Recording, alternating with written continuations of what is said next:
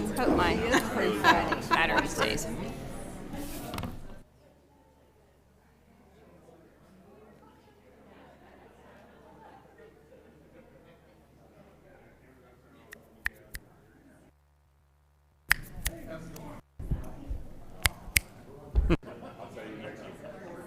Yeah. 22nd.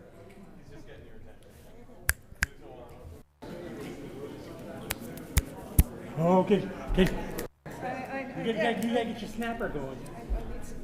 I got 4 minutes. That's crazy. Okay. How are you? I'm good.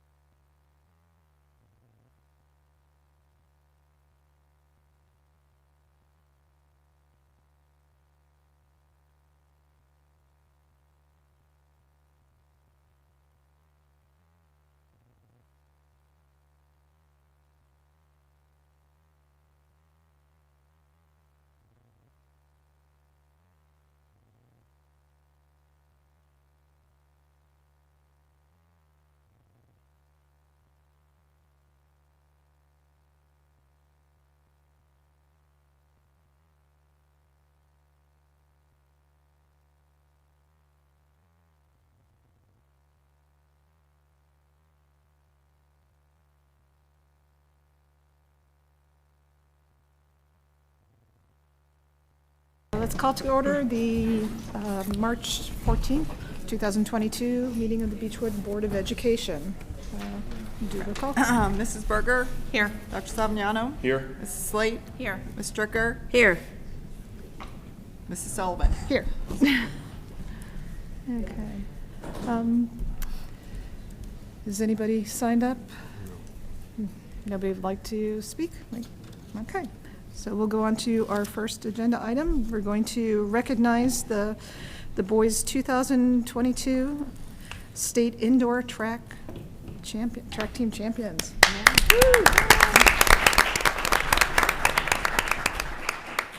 So I'll just say publicly that the last 12 months continues to put some amazing product on the table. Seems like every month we're doing major recognitions, and this month is no different. Last weekend, the boys track team won the indoor state meet, and this is a little different than the typical end of the year one, but still I think the first time we've been able to take home that trophy. So first of all, I always like to congratulate the coaching staff, Dave Myers, Matthew Bransmeyer, Alex Marksberry. Congratulations on putting in the time and the effort. And then finally, we want to recognize all of the members of the team. And I will say publicly as well, track and cross country has a ton of upside over the next few years. Not only is it talented, but there's a lot of young talent as well. So without further ado, I'll just call you off. We'll give the medals to Coach, but if you can at least stand when I call your name. Aiden Holt, I see Aiden back there. Nathan Howard. Nat Littlemichael.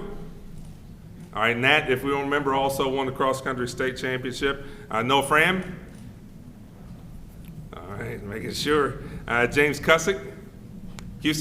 Sorry. Xavier Campbell. Xavier might be shot putting me by the time he finishes. Chris Roberto. Robert Wilkie. Samson Waddemichael. Oliver Unger. Reese Bell. And Jack Griner. All right, guys, congratulations.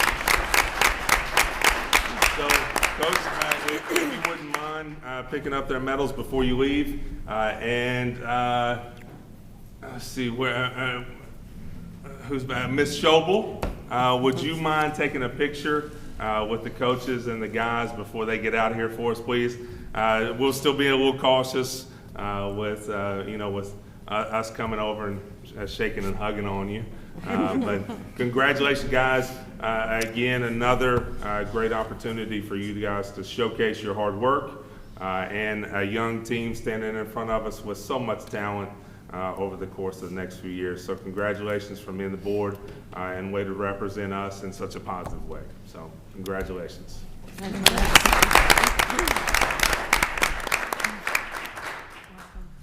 All right, Coach, if you don't mind, go ahead and get the things. Second of all, we have a special recognition of Miss Andrea Saavedra. Andrea, stand up. All right, so Andrea not only won the state championship in Exploring Support Services Careers, but she also just finished a really big week playing Louise in Holiday Inn. And I have to say, Andrea, I was looking forward to recognizing you for your state championship, but you only captured my attention more with your portrayal of Louise. Very well done, and always, this is the thing I love about Beechwood. Recognizing an athletic accomplishment on one side, and we get to come right over and recognize a state championship in a completely different area and brag on her a ton. And Mom, Dad, congratulations to you two. What a big 2 weeks your daughters had. So personally, I had a lot of fun with her in archery, but I get to see her blossom in a completely different way. So congratulations from the board and myself. A great representation of the institution.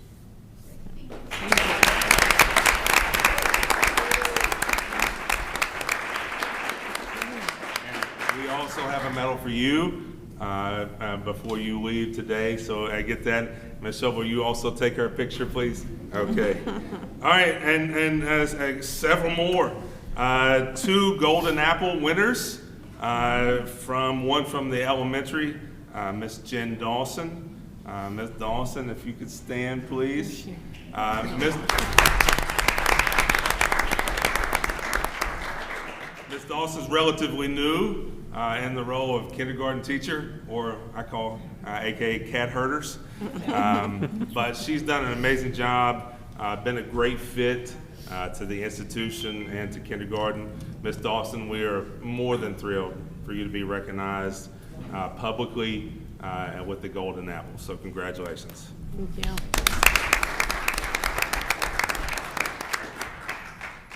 From the high school, Mr. Mike Gerst was recognized as well. Unlike Ms. Dawson, Mr. Gerst has been here for quite some time. I think almost every one of us have had kids or multiple kids go through his classroom.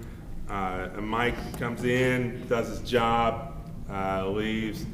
Just a great addition to the staff. Mike, I've also recommended you for the State Teacher of the Year in the past. I still feel like that would have been even more of a fitting accomplishment for you. But congratulations on this award, well deserved. Thank you.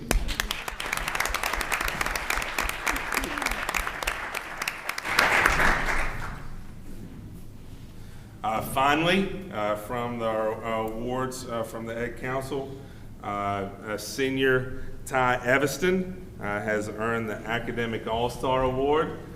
So Ty, he's standing there in the back. Ty's a great one. Ty's a great one for me to recognize because I have seen Ty from the time that he was about right here with Sam running around to blossom into a really not only high-performing student, but just all-around really good representation, a student who represents us extremely well, as does everybody else here. But Ty, I find special, a lot of fist bump you, son, for your accomplishments in and outside of the classroom. I think it was a very wonderful pick to recognize you, so congratulations. All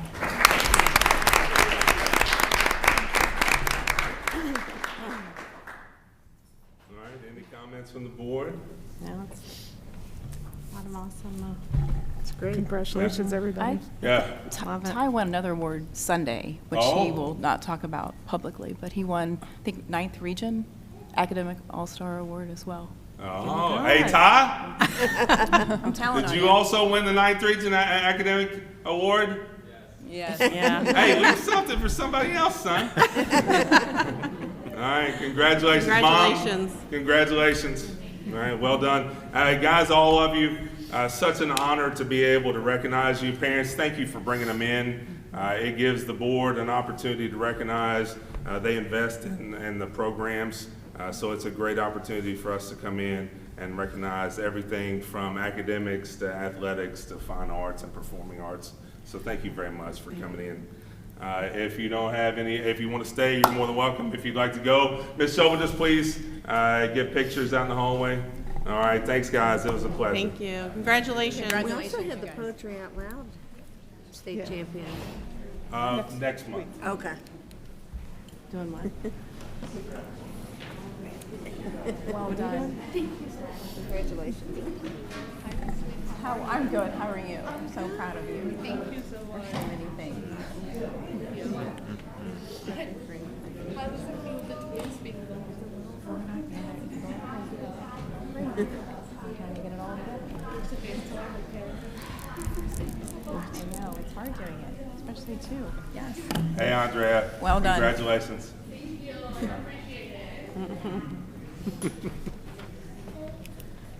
Okay. We will move on to our discussion and action agenda. I would like to take a motion to make an addendum to Board Policy 5.1. I'll go ahead and make the motion to approve the addendum to Board Policy 5.1. Second. Okay, this is the one on the naming rights. I also just want to make sure that you wanted me to follow up and do a second one on broader naming policy to go with it. I think that was, okay, we'll have that first draft for next month. That's ready? Yep. Mrs. Berger? Yes. Dr. Savignano? Yes. Mrs. Slate? Yes. Ms. Sullivan? Yes. Ms. Stricker? Yes. You just trying to trip me up. I'm switching it up. Trying to keep you on your toes. Yeah, it worked. Okay, on to change order 2.22 Century Construction for Phase 6. Would anybody like to make the motion? I'll move to approve change order 2.2 to Century Construction in the amount of $10,104.33 in order to provide pricing for 3 conditions brought to the attention by the code official. I'll second. Okay, just for public record, I have disputed this change order. I don't think we should be responsible. The architect and the engineer both have agreed to sit down at the end and credit this one back as well. So that's 3 credits back to us. I'll make sure that that's followed up, but per the contract, this is the process that we have to go through.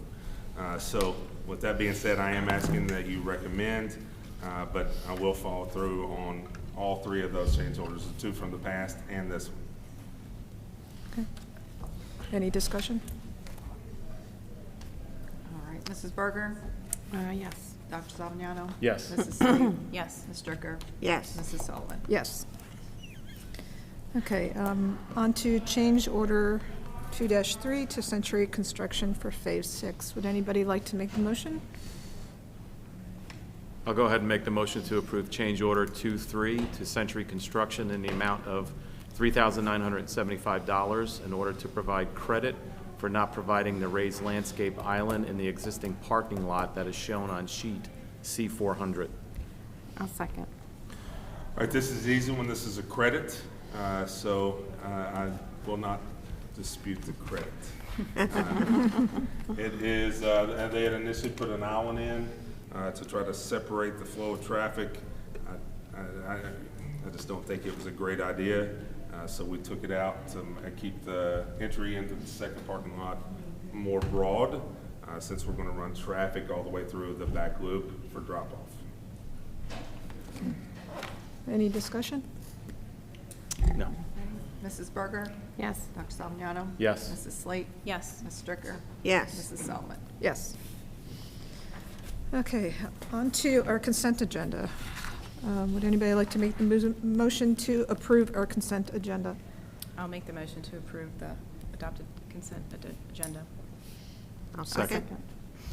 Okay, there's one, I just want to make sure that we're on the same page. I put it on consent because we're really not asking for the contractual side of the issue. But the high school and the elementary are in discussion with school resource officer and the city would like to have some flexibility with start and end times after spring break to just try to experiment for a couple of items. So the reality is morning staggered times have definitely helped with traffic. The morning time, you can sit and watch it out front. Beechwood Road backs up less than it has in the past, and we've not had any trouble with the staggered start time. However, the staggered release time has been very problematic. The fact of the elementary dismissing first, parents who are picking up elementary and high school tend to want to stay in line, and that kind of creates a domino effect back through. So in looking at next year and only having one drop-off and pickup, they are wanting to make a change to see if it has a better impact on dismissal. 2 key elements for you, and the reason why I have it on consent instead of action items. Number 1, this does not change contractual time of our staff in any way. The start time for them is still the same, end time for them is still the same. The second thing, we will not change the times that parents could drop off elementary kids. Even though they're going to start a little later, we're still allowing drop-off times to be exactly the same because we don't want to make a switch mid-year for parents. With that being said, there will be some differences. The high school will start 15 minutes earlier and dismiss 15 minutes earlier. Our high school students are not going to like coming in 15 minutes earlier No, they're not. after spring break. I am fully aware of that. Or anytime thereafter. Yeah, or anytime thereafter.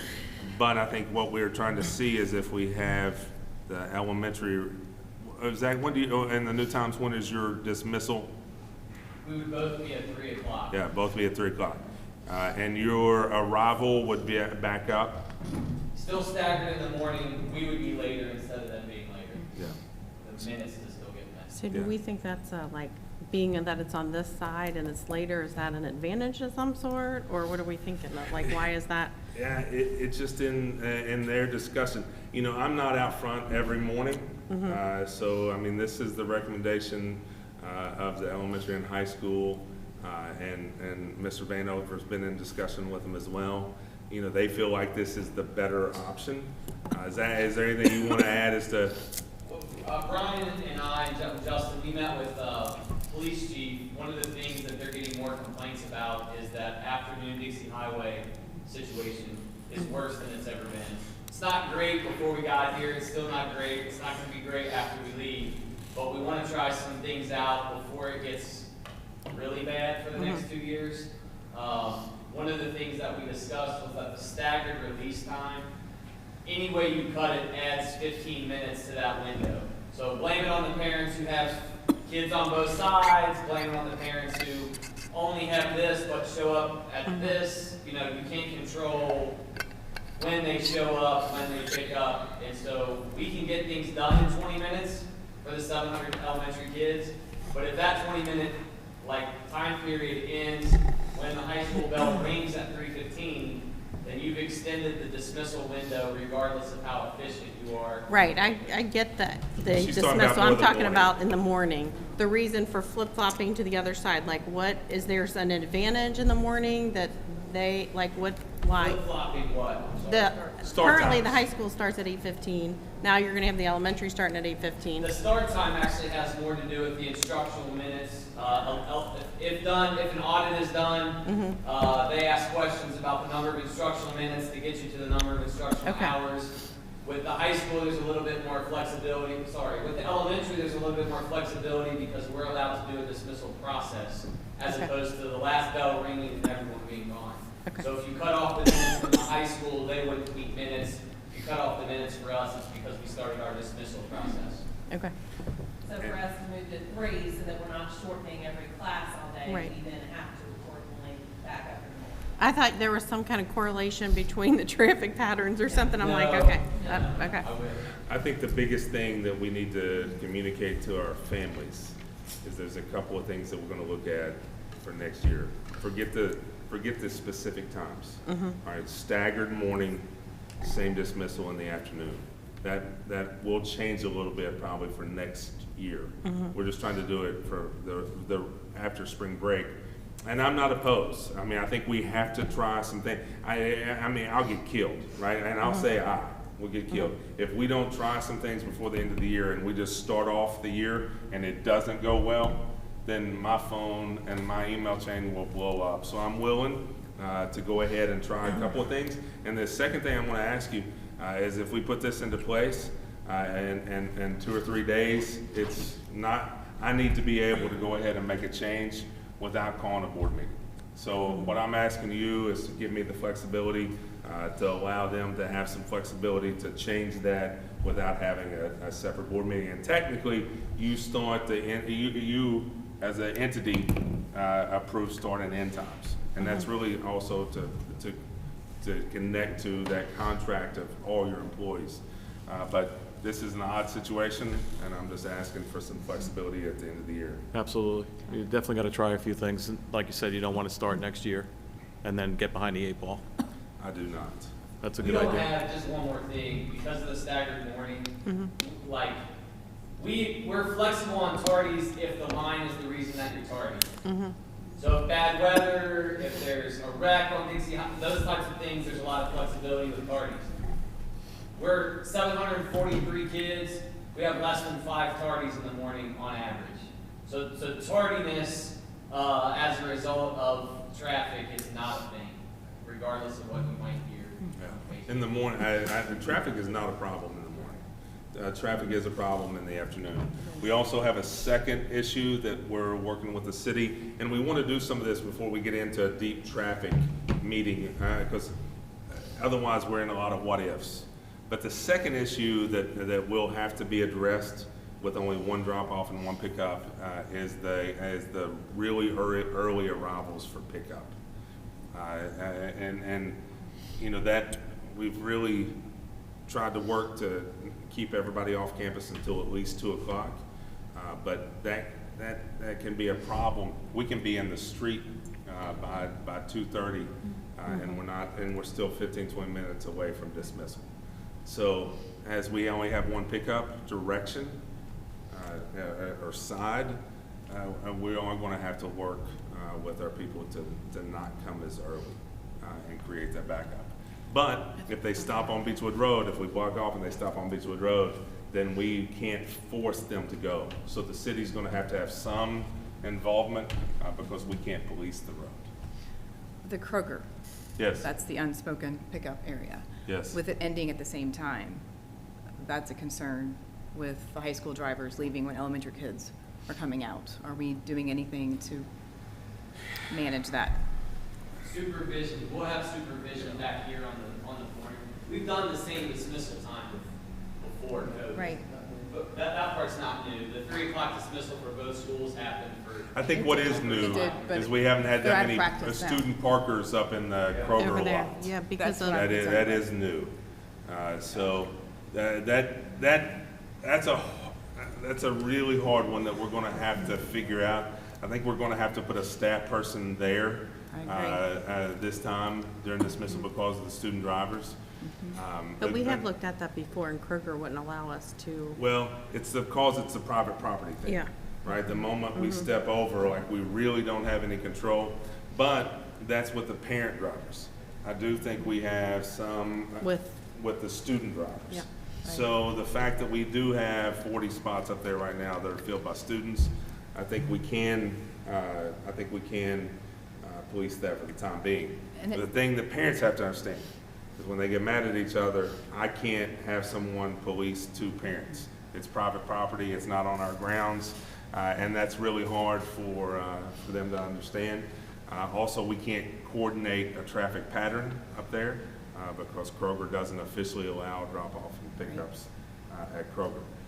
So that's always a very difficult, and the city can't police because it's private, and Kroger's security guard hasn't always been effective with some of our parent base. One way of saying that, yes. So Yes. it's a problem. Well, because now that it's staggered, it's, for that part, is great, because That's right. elementary's gone, That's right. and then high school comes. That's right. But now that Kroger it's is going to better be the with the same, staggered dismissal. Dixie Highway and Beechwood are worse with the Right. staggered dismissal. you gotta, yeah. And I don't know if this will be better or worse, but the one thing that I'll continue to say, with a one road in and one road out, traffic is going to be an issue as long as there's an institution sitting on this spot. However, we've got to keep it off of the exit ramps of 75. So Right, will with this we keep- construction, we cannot, we've got to do anything that it takes because traffic can't back up across Kroger and hit one of those exit ramps. So what about our sheriff, Kenton County Sheriff that comes? Will he can still continue to help in a different capacity if they're doing? Well, now you're going to need support here with the crosswalk area, and you've got to man the entrance of the elementary. Now, not the rest of this year, we'll still have 2 drop-offs, 2 entry points. Right. But next year, that will have to be manned every day, all day. But at least this will tell us, we can move into a traffic discussion and at least have an idea whether the staggered dismissal is more of a hindrance or a burden. I mean, or whether, it's something that we can improve afternoon by doing the same. When I got here, it was the same. And not only was it the same, we released all the kids from the elementary at the same time and all the kids from the high school at the same time. that won't happen. Like, we'll still do call of kids, but it will be both buildings having some exiting at the same time. So I'll report back. That's all I can do. Zach, anything else from you? Brian? The biggest difference people have to come to forget is that the morning process is completely dynamic. The cars are constantly moving. As Dr. Stacy said before, our biggest obstacle in the afternoon, people get here, they stop, and they park. It's no longer a dynamic process. The more cars that stop and park, the more that process stops. Drop off, you drop off, you leave. Pick up, they'll sometimes stop, and the kid won't come out right away. It creates a roadblock. So as Dr. Stacy said, in the afternoon, maintaining a dynamic process as opposed to a roadblock process is going to be key. Getting out of the car seat in the morning is quick. Getting in. 100 kids that are in car seats with grandmas or moms getting out to do the car seat to put them in the afternoon, or waiting on the kid because they want them to the cafeteria for a snack, or that part takes longer. It's crucial that we create the afternoon process to be as dynamic and fluid as possible, given the differences between drop off and pick up. That's difficult when people stack up.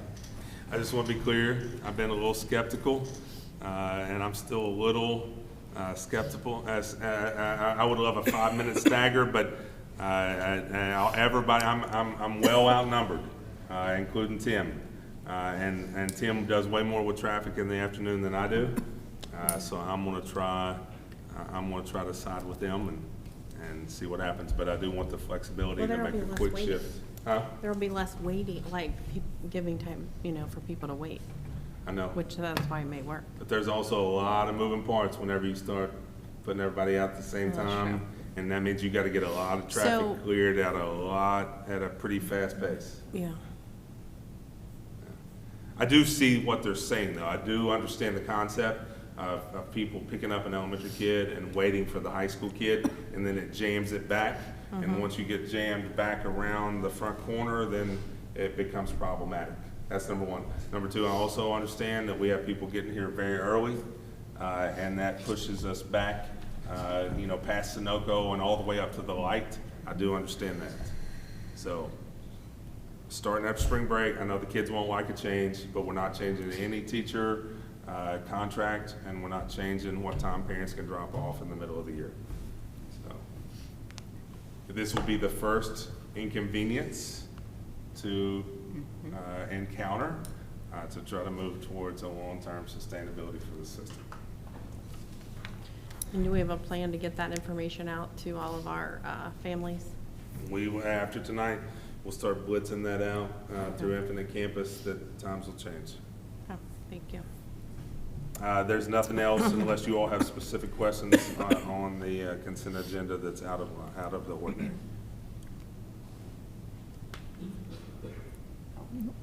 You ready? Yeah. Mrs. Berger? Yes. Dr. Salvignano? Yes. Mrs. Sleep? Yes. Ms. Stricker? Yes. Mrs. Sullivan? Yes. Okay, on to the superintendent's report. Ms. Ward, you got anything from the financial side?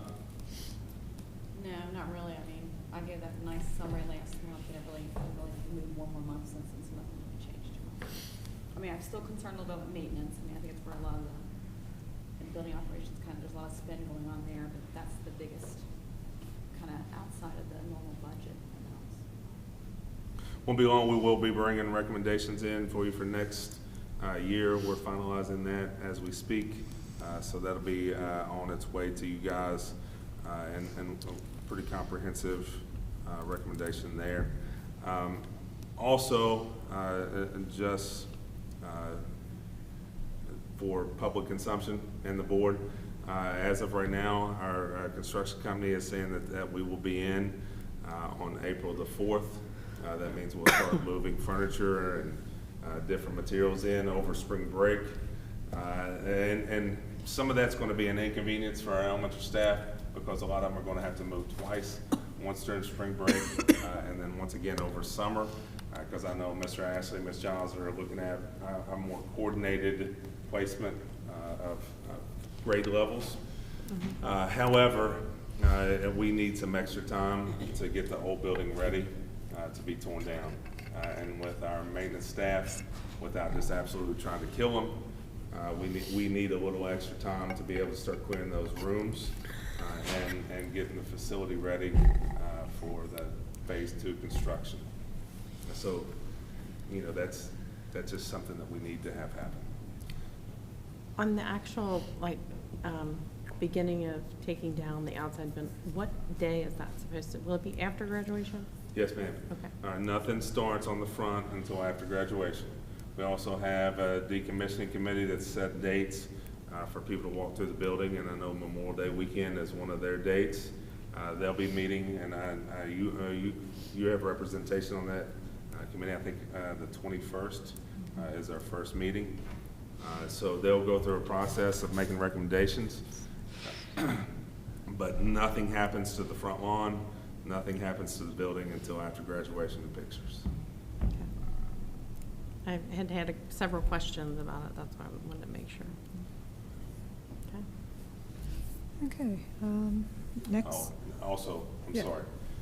Ms. Duncan, are you ready? Yes. All right, and if you can come up and sit by us, so. Oh, yeah. The projector's not working, so you should have access to the link that Lori sent out. And it's also on the TVs. It's also on the TV right behind Ron. We have it. So, good evening, everyone. Good evening. Ben and I are going to co-present on the Oh, yeah, exceptional yeah. populations. So, we're going to talk about 5 different groups. 4 of those groups I oversee or I support.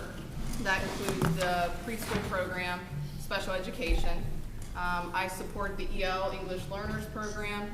Mr. Lusk has been directly supporting gifted and talented.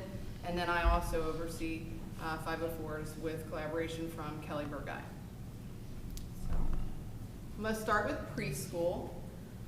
One of the things that I wanted to touch on about preschool, state-funded preschool, is for students that are 3 or 4 years of age in our district who have a disability, or a 4-year-old who is income eligible.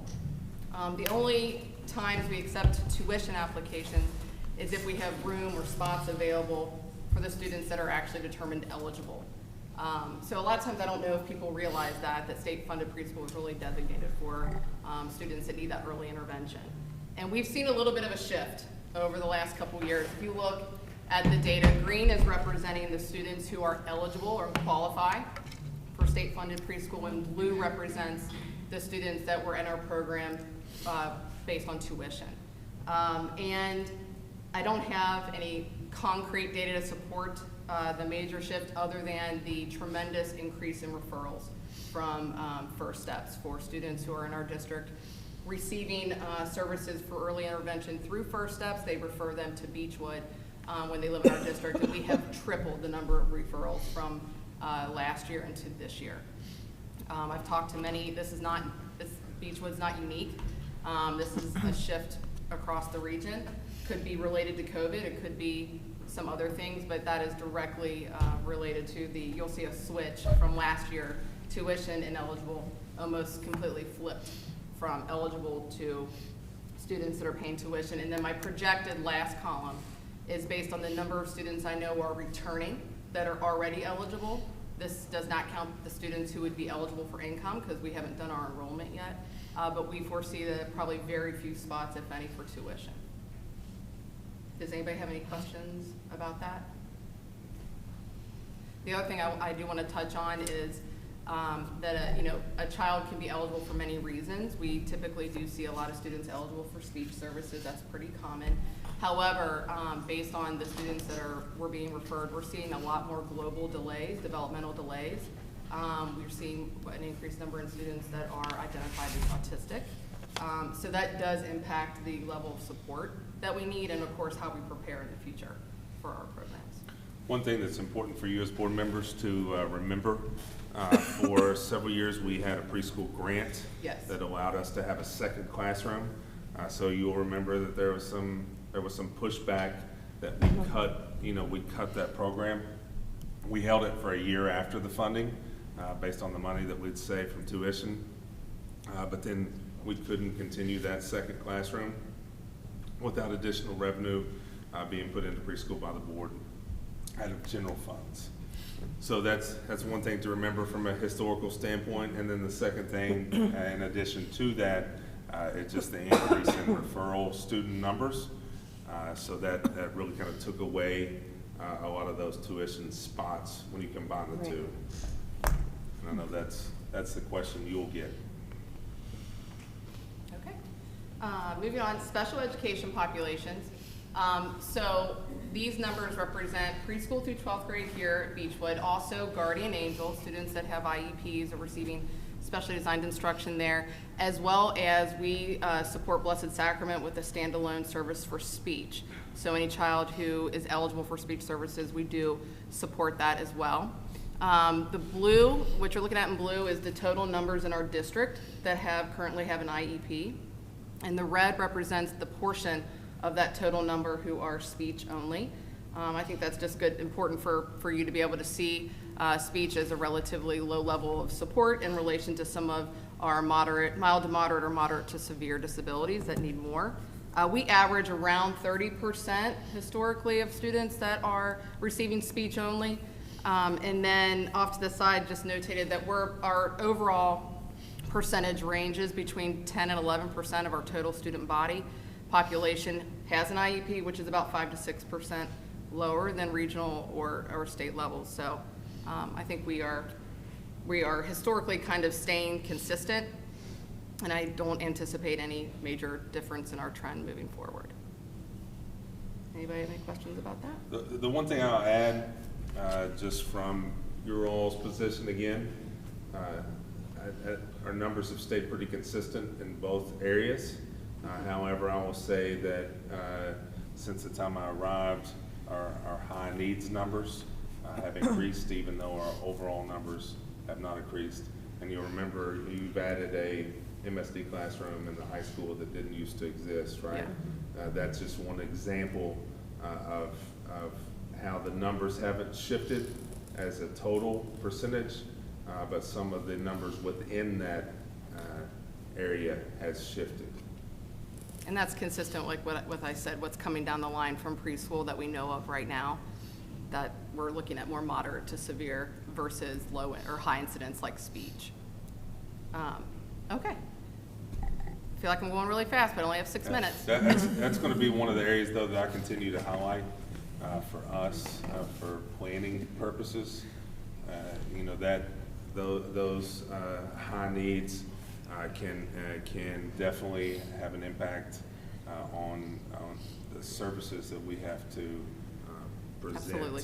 Yeah, Absolutely. and that's going to be a discussion that is going to be more relevant for the board and for us as admin over the next 5 to 6 years. Agreed. The next exceptional population that I directly support is our English learners. Diane Sider is our English learner teacher. And I have a lot of information on here. I'm going to just go by piece, but one of the things that I wanted to highlight tonight was looking at our entire district population. 93% of the students who walk in our doors every single day go home to families that speak English.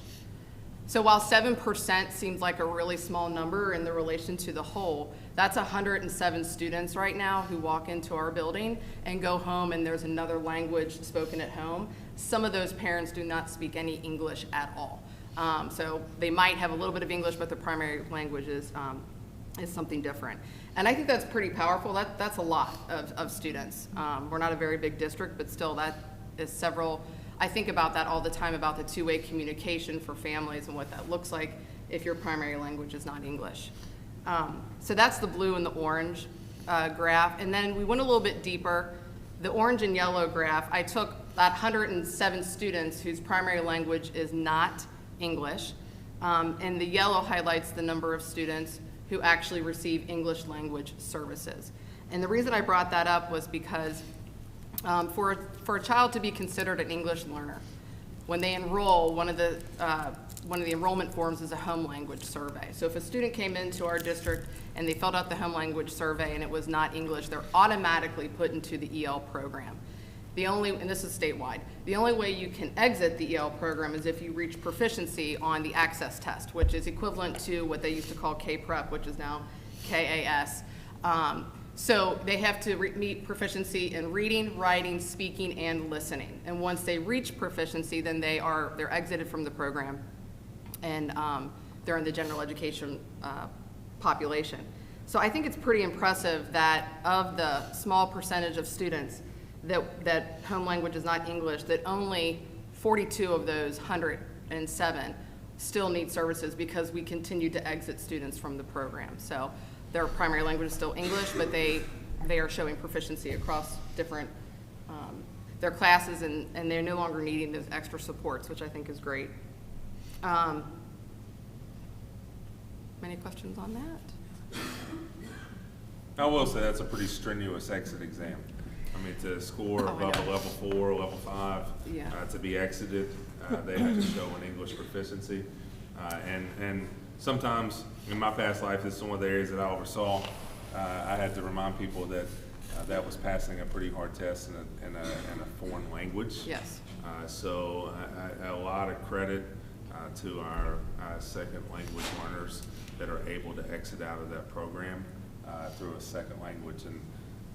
And that's important for us as well as an institution, because unfortunately for them, our big exams are only given in English, which I'm not sure that I'm a huge, I get frustrated with that. I think to really measure knowledge, I should be able to take the test in my home language, but that is not something we allow as a state. So that's just a personal frustration. I do want to say two more things real quick because it all comes to me when I'm sitting here. But one very impressive statistic, we get a state report card, shows how each school in the state of Kentucky does on the access test. And our elementary had a 25.9% proficiency rate this past year, which is huge. I don't have an average, but I can tell you that there's many schools that have a 0% proficiency attainment for a year. To see a 25 or anything over 20 was next to nothing, so that was really awesome for the elementary. And the other thing I wanted to note is, I'm not sure if you know this or not, but up until last year, my first year here, we relied very heavily on a couple staff members and a few parent volunteers to make phone calls, translate for IEP meetings, special education meetings, and I felt like that was definitely an area of need. So we now contract, Dr. Stacy approved a contract since last year with Affordable Language Services. They offer on-demand telephonic services, written translation, in-person translating, third-party video translating, and it has been an amazing resource for us. We use it consistently. Parent-teacher conferences, we've had more parents come in whose primary language is not English than they've ever had in the past, and it's been a game changer with COVID and online, doing online meetings for parents who do not speak English. That's something that we brought last year that was definitely needed and will continue. Ben? So I'm going to talk a little bit about gifted and talented services. And gifted and talented services are broken up into a few different sections. The first section is students in K3, kindergarten to third grade. If they score at if they're a high scoring student through a number of different assessments, recommendations by their parents and their teachers, we put them in what's called the primary talent pool. And the idea behind that primary talent pool is that these students have shown success, and we give them some special experiences. We expose them to different types of curriculum.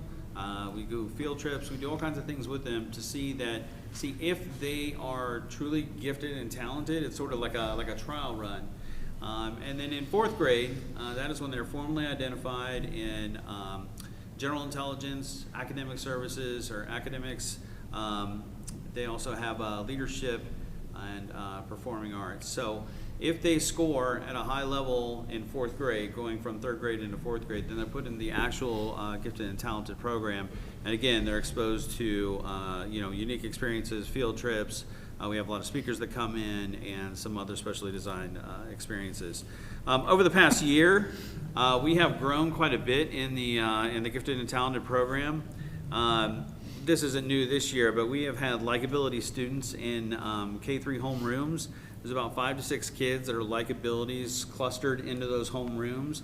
So they have kids that are like-minded that they're able to work with and able to partner with through their academic experiences. About 25% of our kids are in that primary talent pool. So out of K3, we have about 100 kids. The other kids in the Gift and Talent program are the 4th grade and above. Our high cluster groups, we've been having those, and we continue to refine the process in grades 4 through 6.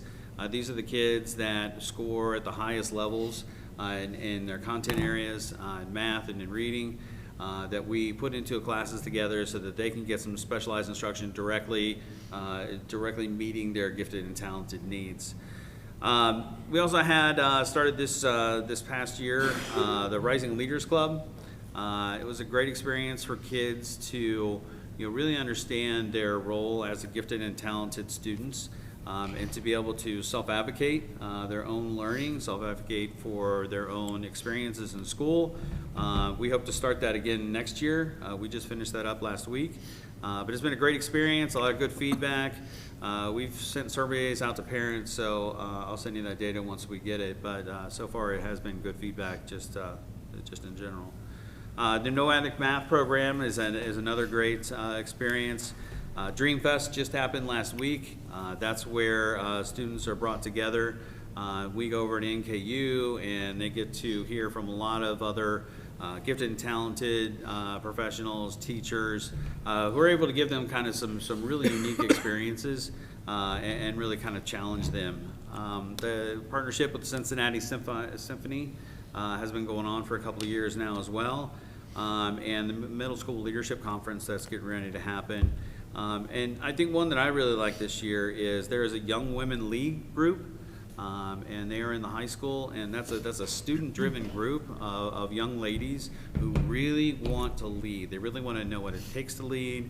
They want to be leaders themselves. They want to practice, and they have put that together themselves, and it's been a pretty exciting thing. Some opportunities to growth for growth that I think we have in the Gifted and Talented program. I think we want to look at some off-level testing. Normally when we test a kid, let's say if they are in 5th grade, we test them on 5th grade content, 5th grade material. I think we want to maybe look at testing them in some off grades and some off levels. So maybe if a student is really performing at the 99th percentile in language arts, we may want to look at testing them in 6th grade or 7th grade material to see how they do. And we have started to use the EDGE programming as a way to identify leadership skills, leadership students. We do not have a lot of leadership identified gifted and talented students, nor creative students. So the EDGE programming really leads itself to those two skills. So we've been able to modify some of the things that we do there to start to identify more students in those two skills. And I think finally some additional acceleration opportunities. We have some very special kids here that are, if we could go past the 99th percentile, they would be there. And I think we should probably explore some other opportunities other than just keeping them in the same grade level. So we do that in some places, but I think it's probably a good idea to look at other options. And again, we're always striving and looking for more enrichment opportunities. So we will keep growing in that regard for the foreseeable future. So I'll just say I do appreciate that we've increased the number over the last 6 or 7 years. Individualizing educational services should be across the board for every area on a bell curve.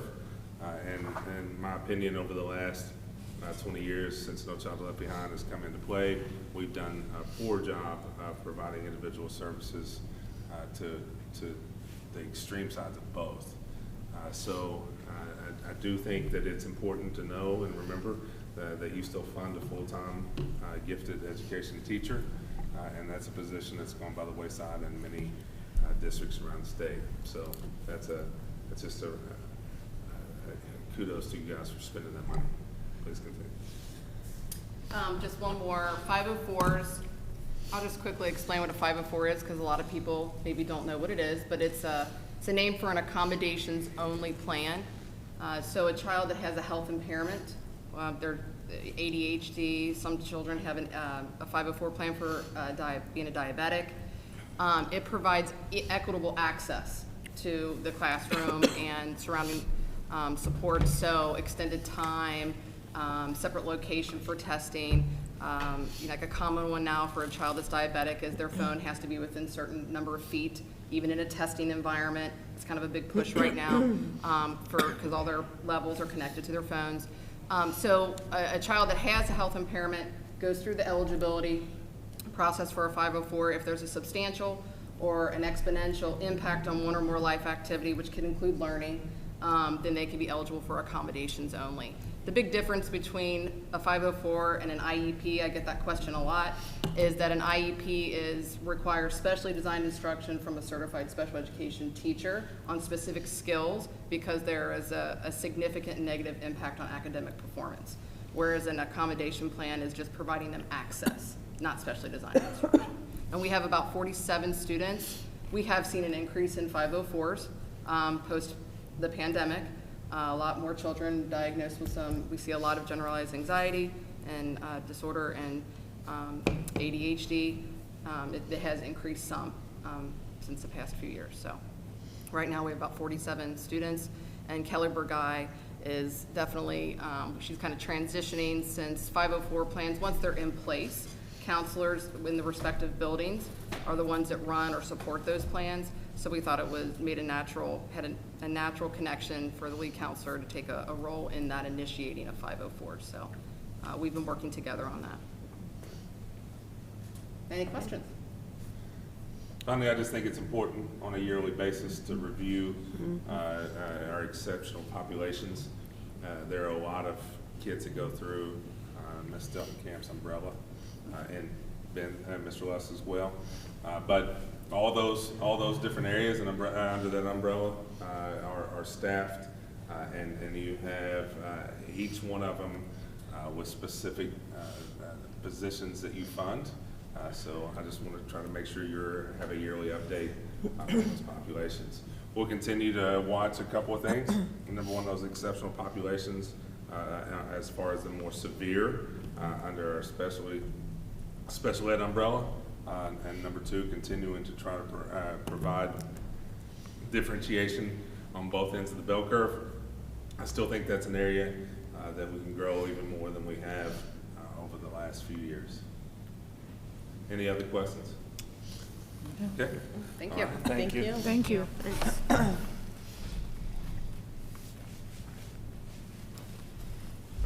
Okay, we need to make the agenda part of the official board minutes. Do I have a motion? I'll make the motion to make the agenda part of the official board minutes. I'll second. Mrs. Berger? Yes. Dr. Salvagnano? Yes. Mrs. Sleet? Yes. Ms. Stricker? Yes. Mrs. Sullivan? Yes. Okay, other business. Anybody have some other business? I have one topic that I just want to make sure we're all on the same page. Bid openings are at 2:10 on the 22nd. Regardless of how that goes, we're going to need to have some conversations rather quickly. I'll be in contact with Noreen right during the process, but also text you guys as well. If those bids come in and you're willing to accept those bids, then we'll need a special meeting as soon as possible. I mean, literally as soon as possible, meaning that Thursday or Friday at the latest. So if you all can think through time where at least we could have 4 of the 5 of you to accept those bids.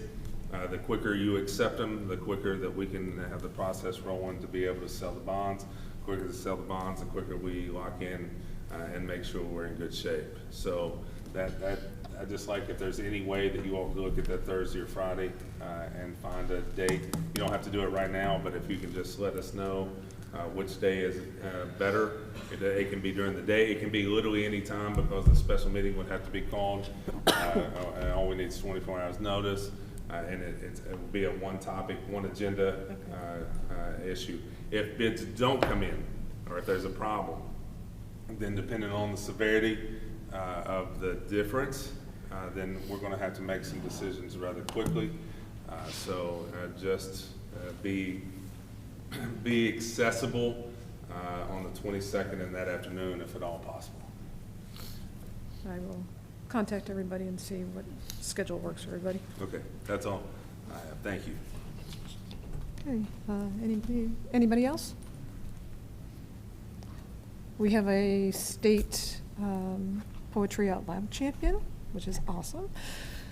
Our elementary academic team, they tied for first, but some silly rule made them come in second, but very proud of them. We had multiple winners. They did a fantastic job. Anybody else? We plan on bringing our, since it's a championship, SDS to the next board meeting. Excellent.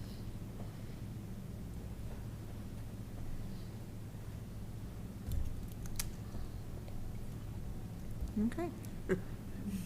Anybody else? Well, budget, they're in conference committee.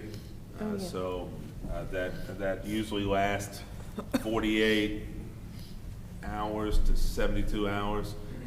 So we should know very quickly whether or not additional funds that we need for the project are allotted. I feel very confident this time that date's going to be extended.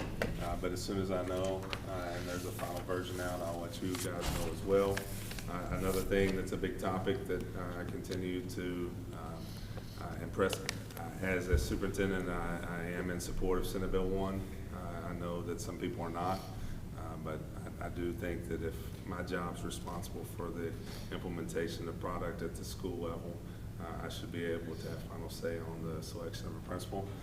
And I do think board members should be able to have final say on implementation of curriculum when you're funding most of the area. So other than that, site-based councils are not impacted at all. So I'll continue to look at that. Also, House Bill 9 is another really big topic. We will continue to push back against charters and against privately funded private institutions getting public funds. But we're down. We're literally down. I think this is day 52 or 3 of the legislative session, which means they have 6 or 7 more days. The word on the street is they're going to look at some kind of tax reform at the end, so they're trying to get the budget finished to be able to have a couple of days or a few days to access those areas. I can't speak to that or how it would affect us, but there are a few big items on the table, and I'll keep you guys posted as the moment that I know something's passed. You were talking about charter schools, so was that vote was presented? Are there 2 different groups pushing for that, or are they? Well, there's a charter piece of the legislation, and then there's the, for lack of a better term, the voucher piece of the legislation. I would not be surprised if the final version is not targeted towards one county or 2 at the most. So I think that's going to be their compromise to try to get it through, is that it would be limited to 1, maybe 2 of the largest counties in the state of Kentucky, and leave the other 169 or 70 alone. We'll see, but that's kind of what I'm personally expecting. But that's just Mike Stacy's opinion. I think they'll really target at the end, if they're not going to be able to get it through the rest of the state. I think they'll really target specifically JCPS. And what about the portion of the bill that they talk about you not having to go to the local school board to get that I also think that would be disastrous, because if they're going to, in the same legislative session, look at giving boards a little bit more control as far as local decision making, I don't see how in the same session they could look at taking decision making away from the local board. And that would be a lawsuit immediately, because I think as elected officials, you have final say of anything that happens in your district, as in our position, or in your county, for county systems. I mean, I think you are now, there could be a piece of legislation that supersedes, and that's absolutely true, but then you get into court opinion as to, is it a funding area, and that'll just have to be decided by the courts. But I just don't see how a mayor or other entity can set or establish a charter. I just adamantly disagree with that. Where public funds will fall out, that's the weird part. Okay. Yes, ma'am. I just didn't know, last time that we talked about it, it was not like filed or whatever. They just anticipated it might be filed, so. It is, and you know, there's more so than I've seen in a long time. There's a lot going on in conference committee that's not just budget related. And it has to do with the House is on one side and the Senate's on the other side of several different of these pieces of legislation. And they're literally arguing not just about the funding source, but what's going to make it and what's not going to make it. So there's a lot going on in conference committee. Okay, thank you. Thank you. Okay, any other business? Okay, I'll take a motion to adjourn. Motion to adjourn. Second.